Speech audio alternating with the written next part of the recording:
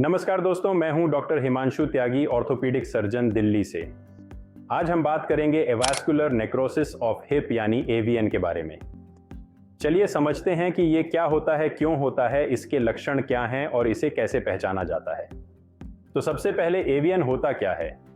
AVN का मतलब होता है हड्डी को सही तरीके से खून ना मिल पाने की वजह से उसका धीरे धीरे मरना या खराब हो जाना।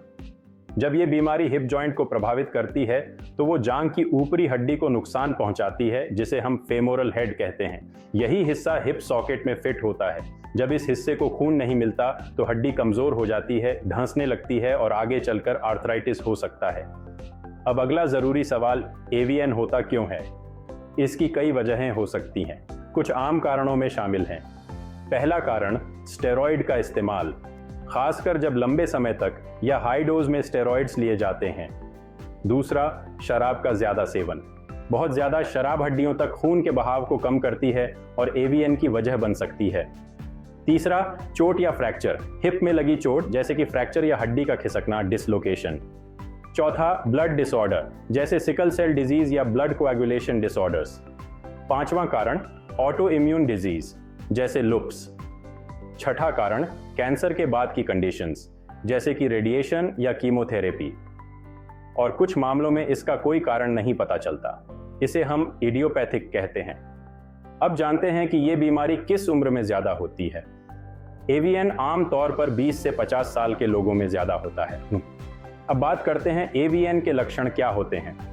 कई बार शुरुआती स्टेज में कोई लक्षण दिखाई नहीं देते, लेकिन जैसे जैसे बीमारी बढ़ती है कुछ लक्षण सामने आते हैं, जैसे कमर के पास या जांघ के आगे हिस्से में दर्द होना, चलने या खड़े होने पर दर्द बढ़ना, धीरे धीरे चलने में लंगड़ापन होना, फिर हिप में जकड़न या घुमाने में परेशानी होना और अंत में पालथी मारकर बैठने या सीढ़ियां चढ़ने में दिक्कत होना। शुरुआत में दर्द कभी कभी होता है, लेकिन समय के साथ ये लगातार रहने लगता है, यहाँ तक कि आराम करते समय या सोते वक्त भी। अब अगला जरूरी सवाल, एवीएन की पहचान कैसे की जाती है। एमआरआई स्कैन से हम बीमारी को शुरुआती स्टेज में पकड़ सकते हैं। अगर बीमारी बढ़ चुकी हो तो एक्सरे में भी दिखाई देने लगती है। कभी कभी सीटी स्कैन की भी जरूरत होती है, खासतौर पर अगर हड्डी धंस रही हो या ऑपरेशन की प्लानिंग करनी हो। याद रखें, क्लिनिकल जांच यानी मरीज का पूरा परीक्षण बहुत जरूरी होता है ताकि हम दर्द, चलने के तरीके और हिप की मूवमेंट को समझ सकें। एवीएन को आमतौर पर स्टेज 1 से स्टेज 4 तक बांटा जाता है, जिसमें एमआरआई और एक्सरे की मदद से यह देखा जाता है कि हड्डी को कितना नुकसान हुआ है। शुरुआती स्टेज 1 या 2 में एवीएन को दवाइयों, लाइफस्टाइल में बदलाव और कोर डिकम्प्रेशन जैसी सर्जरी से कंट्रोल किया जा सकता है। लेकिन अगर हड्डी धंसने लगती है स्टेज 3 या 4 तो फिर जॉइंट को बचाना मुश्किल हो जाता है और हिप रिप्लेसमेंट सर्जरी की जरूरत पड़ सकती है।